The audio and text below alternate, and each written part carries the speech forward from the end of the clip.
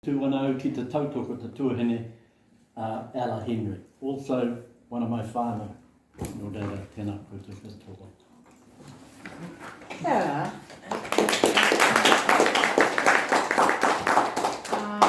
I te timitanga me mihi atu kia koutou katoa e huihui mai name o tēnei kaupapa.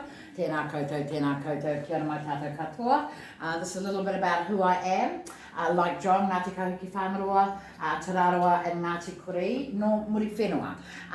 Or as I'd say when I'm talking about this in English, in 1,000 years, not one of my ancestors went south of Mangamuka for a missus. It is a miracle I haven't got 3 eyes, quite frankly. Anyway, I still managed to slave through university. I'm a professor of entrepreneurship in the business school at Auckland University of Technology. My background focused on Maori entrepreneurship, particularly in the screen industry. My master's, I looked at Maori women and leadership, which when I started that in 1931 was a bit of an oxymoron, Maori women and leadership, but no longer, which is great. And my first degree was sociology and Maori studies major. Moving along. So as I said, my first degree was a Bachelor of Sociology, Arts and Sociology and Maori Studies, and I have to say from the outset, sociology ruined me. All I look at is deviance. It's really tragic. But I am very proud to have been a kaupapa Māori researcher. I don't know what's happening, it's not moving.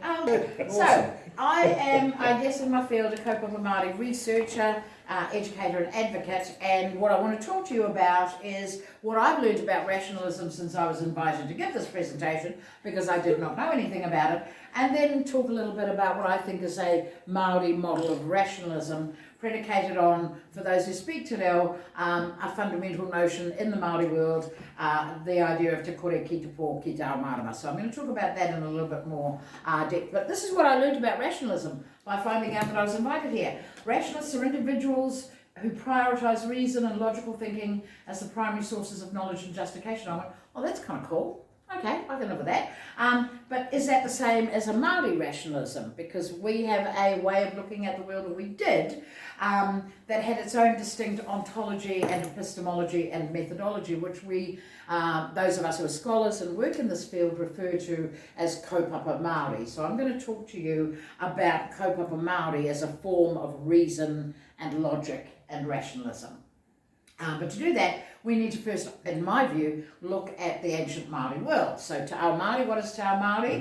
Sorry, excuse me, we're not seeing any changes on the screen. About the Māori world, as I'm sure we're all aware, except if you're in the ACT party, Māori are the indigenous people of Aotearoa, New Zealand, part of what is known as the Austronesian diaspora. And I was mentioning to John, when I got my DNA tested through 123andMe, recently, it came back that I'm 73% Austronesian, because 23andMe does not make a distinction between Rarotonga, Samoa or Fiji. We're all Austronesians, which I kind of like, except that I don't like the name. I'm going to change it. But anyway, we've been in the Pacific about 3,000 years, and all of our cultures across the Austronesian diaspora tend to be tribal, kinship-based, collectivist social structure, or as Engels called us, primitive communists, but that's another story. A gift-giving economy founded on reciprocity, and so that notion of the culture is encompassed in the idea of the Māori world, Te Ao Māori, and it's predicated on a sense of connection, very intimate connections, not just with the people that we're related to, like John and Thelma and their children forevermore, but through the places that gave us our life. And so what I want to share with you is, and this is just to give you an idea of the Austronesian diaspora, which I'm sure many of you know, from our language and our DNA can be found from Madagascar all the way up to Taiwan, Hawaii, the Marquesas, Rapa Nui, Easter Island, and amongst the most recently to be inhabited by humans, Aotearoa, New Zealand. So it's kind of cool to know where your people might have lived 3,000 years ago. It kind of gives you a sense of connection and grounding in terms of connection and connectivity. So traditional Māori society, as I said, in a land without formal government, without hospitals and police and doctors, etc., it was the social, it was the culture that actually bound us together in a social order. And that to me is what is embodied in Māori philosophy, cosmology, worldview and rationalism. So Maori scholars over the last 50 years have been developing what it was to understand and share this knowledge, given that we did not have a written language and our ancient knowledge was really held in repositories of the mind and the language. However, Professor Manuka Henare, one of my scholar friends, did some seminal work in this area and developed what he called the koru of Maori ethics. And the koru is a symbol that you'll see replete throughout Maori art, and more importantly through many metaphor, because the koru is a symbol of never-ending life. And if you have ever watched a silver fern frond unfurl, A, you need to get out more, and B, you see one of the really beautiful transformations in the world, from the tiny little nub to the unfurling of this extraordinary life form. So for Maori, the koru is very much a symbol of life and life being perpetuating. So the koru, for me, articulates the rational framework of the ancient Maori. And so what I've done here is basically encapsulated this in a picture, the koru of Maori ethics, and at the heart or the beginning of all Maori stories, as I've told you, is the notion of te kore, which is before there was life, followed by te pō, the long dark night, followed by te ao marama. And this is very similar to the Greek notion of from chaos to cosmos. So in their ancient philosophy, the idea was there was potentiality out of which flowed life forms. But for Maori, the notion is that there was a time before life where it was full of potentiality, followed by a time of long dark night introspection. And in that period of long dark night, two life forms emerged. Our father the sky and our mother the earth, Ranginui and Papatuanuku. And they dwelt in the long dark night. Now, Biology 101 tells you that when a male form and a female form dwell in the long dark night, things get begat. And there was quite a bit of begatting. And so their children, whom we call atua, often translated as gods, but really the children of the progenitors of all life, the atua, who are guardians of every aspect of our life. And along the way, what we know is that, as with all of us, when we have children, we have grandchildren, we imbue them with certain things. So I blame my Irish grandfather for the swearing and drinking, and my short Maori mother for the height of me. But all things that we received from our father, the sky, our mother, the earth, is the notion of sacredness. So tapu is at the heart of everything. So everything has a sacredness. Tapu, and everything has a life force, Maori. Everything also has the breath of life. So when I take a tree, which has its own breath of life, it has its own tapu, its own Maori, its own ho, but I fashion it into this, then it also has my ho in it. So when I give to you this, you are receiving my tapu, my Maori, my ho, plus the ho of the tree, and breath wants to return, so you are required to give me something back. And the notion of reciprocity is embodied in these spiritual ideas. Thank you. Otherwise, you know what happens when you get in the way of a good breath. There'll be trouble at mill. And so the notion of tapu, Maori, ho, as being gifts from our ancestors, Ranginui and Papatuanuku, which wove together to form a notion of aroha. Not just love, that's a trite definition of it, but connection and empathy. Because if we understand the tapu, the Maori and the ho of all things, we have to care for them. We have to manifest love for them. And that is how we produce our mana. Our mana is not about power and prestige, it's about acknowledging these forces and living with them and imbuing them in all of our actions. And when we do that, we also understand that we are connected through whakapapa. So the literal translation of whakapapa is layers of connection. To make the layers of connection. And I make my layers of connection through the 20 generations back to the Mamaru canoe of Ngāti Kahuki Whangaro, and through that back all the way to Rangi and Papa. And that gives me my sense of whakapapa and belonging. And so all of those key ethics play out. All of that which is tika plays out into sets of tikanga. And so the manifestation of sacredness is how we practice spirituality. Even though some councils have now banned it in this country, for many years it was a norm to start a gathering with a karakia. Not because it was of any particular denomination, but because it was about sharing spirit rather than sharing religiosity. And that sharing of spirit is such an important part of the notion of wairuatanga. Also kinship, whanaungatanga, and the practice of whanaungatanga, whether it is sharing our whakapapa or our identity, or sharing our goals and aspirations. And of course, because we know we are connected, the idea of kotahitanga or solidarity is an intrinsic part of that. So too is the idea of stewardship and caring. So all of those ethics, that which is tika, play into a set of tikanga, which underpins the social order that maintained life for many Maori for many eons. And of course, manaakitanga is really essentially that your mana is expressed. And how do we express our mana? Through acts of generosity. So when we are not generous, we are actually diminishing our mana, as well as the people that we are being ungenerous towards. All of those things feed into the notion of rangatiratanga, and the word rangatira is interesting in that it does not literally mean leader. Ranga means to weave, and tira means the people. So the leaders are those who weave people together. So it is an important part of living tika and embodying tikanga, in that you understand we all have responsibility to weave people together in what it is that we do. And when we do that, we will find Te Ao Marama the world of enlightenment. And that was very much, and I'm not trying to give you some idealised kumbaya version of traditional Māori society. We had wars. We had some heinous practices, although I do have to say it was a really good way of letting people know you were pissed off with them.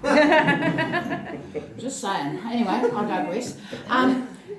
And so this is not an idealised notion, but it is a core set of principles and values and reason that try to guide behaviour under various situations. And that was the case when First Contact, Abel Tasman arrives, gives the name, the Dutch. So anybody who wants to die in a ditch about New Zealand, obviously you're Dutch. Because there's really no other reason why. As I keep saying, if we became Aotearoa, we'd come out before Australia at the Olympics. You know what I'm saying? Just saying, we'd be like, hi, am I, Australia? But no, we're a little Dutch colony in the South Pacific. 1769, Cook arrives, and because of that, trade flourishes. And so it is that by 1835, there's a whole bunch of stuff that happened between then, like in 1831 of our ships is impounded in Sydney because it's not flying a flag of nationhood, which means that it is a pirate. So they got to impound the ship. So our lot got together and said, well, hi, come and have a seat. Our lot got together and said, hi, come and have a seat. Our lot got together and said, well, if we need a flag, then we'll invent a flag. And then they said, but you've got to have a nation for it. Like, okay, we'll invent a nation. So in 1835, we invented a nation, we invented a flag, and the British Parliament accepted both in 1836. So it beggars belief that 4.5 years later we'd say to Hobson, oh yeah, no, you can have it all, dude. You go.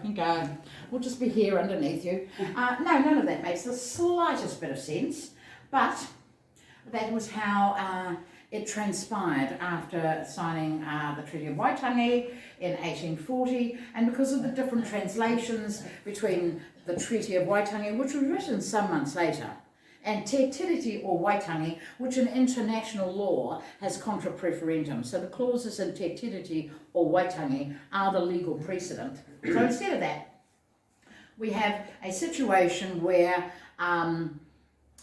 things are pretty tough for Maori. By 1900, we're expected to die out.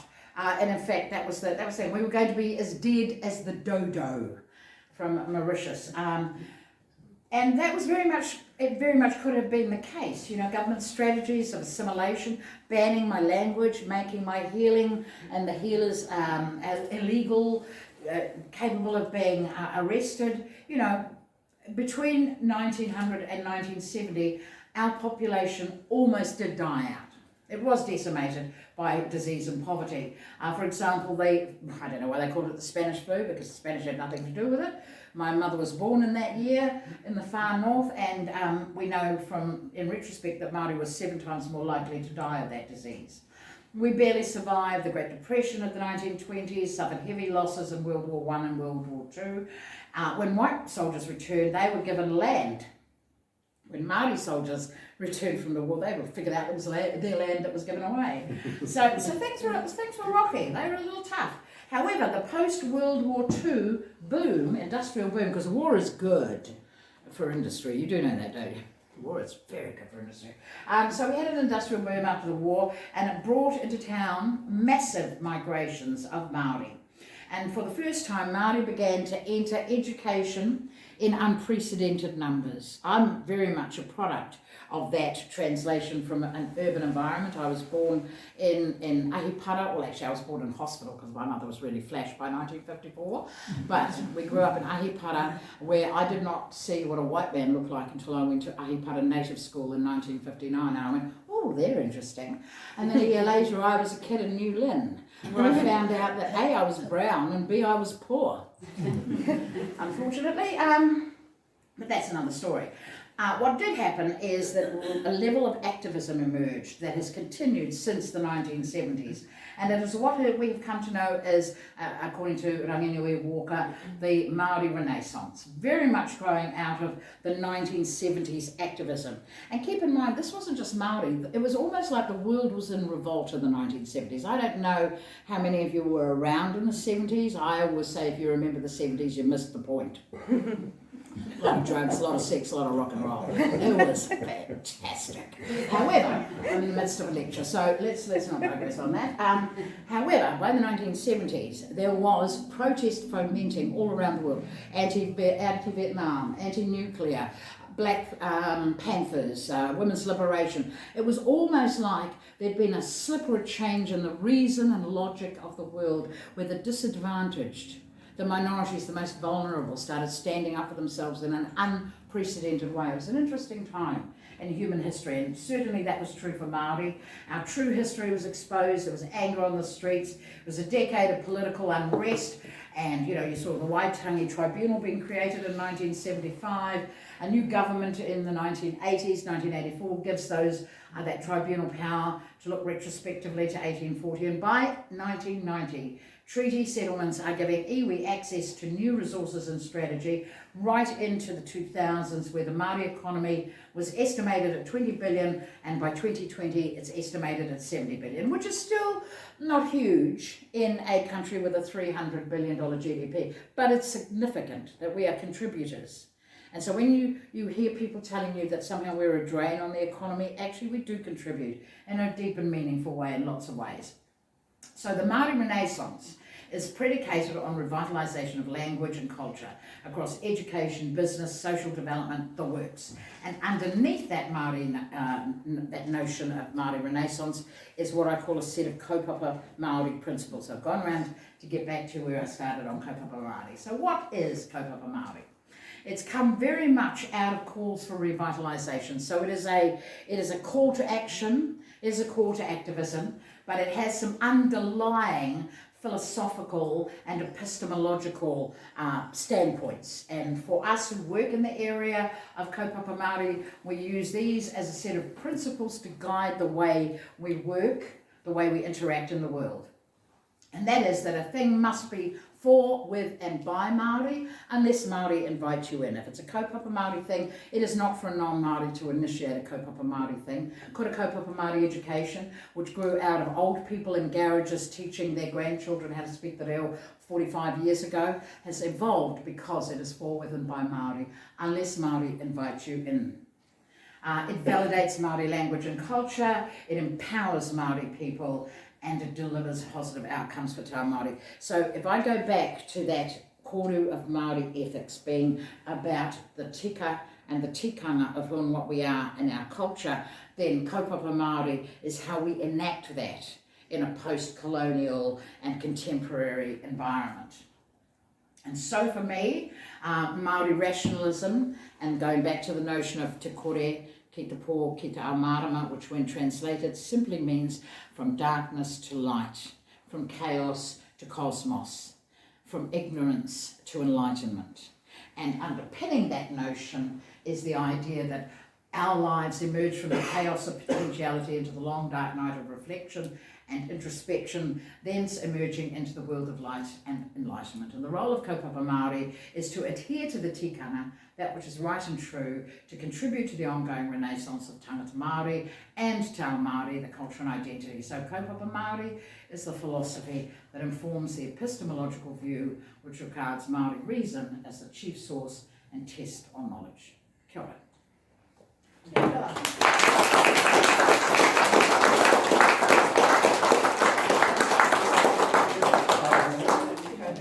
Thank you so much for that. And we have 30 minutes. Yeah, do you have time for questions? Absolutely, absolutely. Are there any questions? What are your questions? Don't know what to ask. Don't know what to ask. It was a whirlwind of information, but yep. Yeah. Do you generally agree with Elizabeth Rata's philosophy? No, not at all, not even remotely. In fact, I'd like her to give her name back. She's a white woman who married a Maori man and has spent the last 20 years disparaging the Maori world. Oh, It was an ugly divorce. Underneath a lot of history is some interesting gossip. We are going to have many cups of tea. Oh, yeah, going to have many cups of tea. No, I do not agree with anything she says. I've got Ever. a couple on the... Oh, a couple oh, online There are people. There are with people. questions. Stop Hang sharing. on, let's have a look at the chat and see what they say. Do we need to stop share on this one? Oh yeah, I will do that. We have a oh that's not question. Oh, we've got hands up. Hands coming up, yeah. All right, so we will have a question from Aaron. Yeah, hi. Thanks for that presentation. That was really enlightening. And one thing that I thought was quite interesting was the aspect of being invited in to participate. I have a question. If NZARH wanted to have Te Reo Māori as part of our website or something like that, or in our documents that we produce, would that mean that it would have to come from one of our Māori members? Well, I'd like to think that it's not so much a matter of coming from a Māori member, but that you would invite in the level of expertise in the language. I'm not a native speaker of the language, and even if I were part of the organisation and asked to help out, I wouldn't, put myself in that position, but I would, as a Māori who's part of your community, probably be able to bring to the table the kinds of expertise that can actually give you the best possible information. That's, I believe, the scientific term for that is partnership. What do you think? Maybe yes, maybe no? Sounds good. Yes. And then we've got a question. Yeah, I thought that might have been the case. Thank you. Thanks, Aaron. And then we've got a question with Tony. Yeah, less of a question and more just, I just wanted to say, Ella, that was fantastic, and I'm so glad that we've got a mute, because I was sitting there pissing my pants with laughter all the way through that. It made it a lot of fun as well. It was, there's some quite heavy topics that you were sort of calling and referencing there, but you made it quite lighthearted, but got across an enormous amount of information in an incredibly short time. So, wow, what efficiency! But thank you very much. That was really, really useful, and it was very heartfelt as Māori myself. I'm really pleased to hear the academic perspective synthesise all of these things into such a short period of time. Thank you, Tony. Kia ora, thank you. So do we have any questions in the room? Wow, what an easy crowd. Oh yeah, we've got one in Sometimes rationalists pull back from terms like spirituality, and I really appreciate the way you presented that, because I found it a very full and rich description of humanity, which is the other part of our association.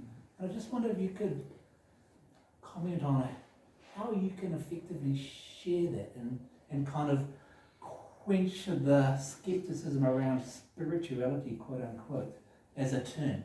Yeah, I mean, we are part of a Western democracy, a part of a history of Western democracies, in whom, if you look across the globe, spirituality has come to be so woven in with religiosity that it's almost difficult to untangle them. But as you said, I see spirituality as a as an aspect of humanity and connection, as opposed to structured religion. I'm not a part of any formal religion, and I haven't been for a very long time.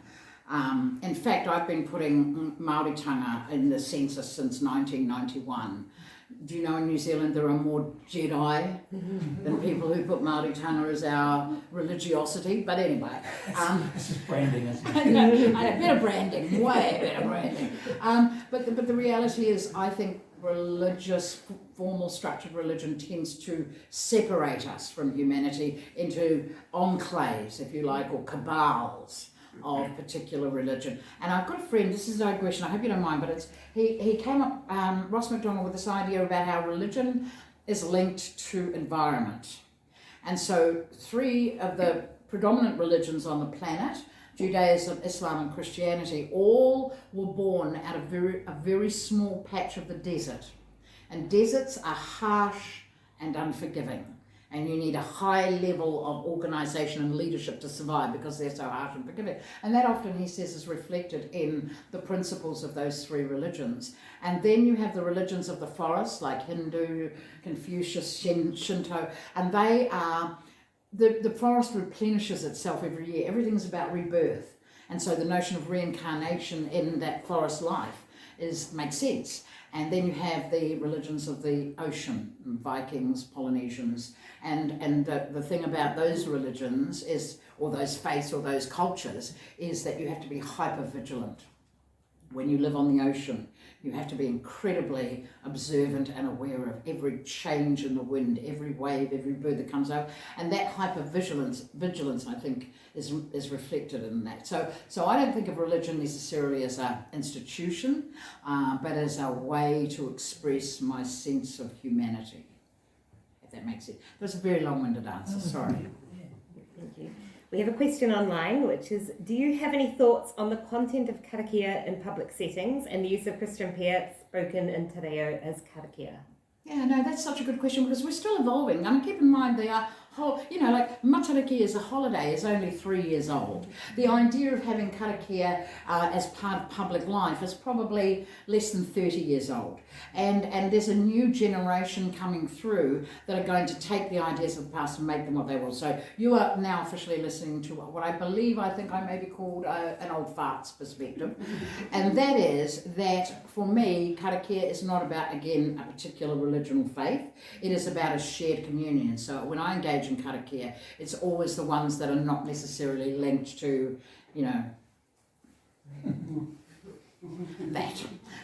that monotheistic, how's your father? I prefer to acknowledge and thank for food and thank for people and just acknowledge each other. So the idea of karakia for me is very much about connecting people in a room, people across time, and people in their own spirituality rather than a particular diction or a particular approach. And but then again, it's changing. There's a generation of new Māori language speakers who've come through Kura Kaupapa Māori who are taking the language in a whole range of new directions, and I embrace that. I won't be around to see the outcomes of it, but your grandchildren probably will be, or your great-grandchildren, and that's what makes us unique and distinctive as a nation. Is, without us you'd be Australia. Just saying. With us you get greenstone and haka and karakia and waiata and all sorts of fun stuff that is about connecting to something that is so as precious to many non-Māori as it is to Māori. That if you love this land as much as we do, then we have the opportunity to create something glorious together that doesn't rely on religiosity, that doesn't rely on political acumen, but does on our connection with each other. Well, that feels like a beautiful line to finish on, and I'm just like to thank you so much.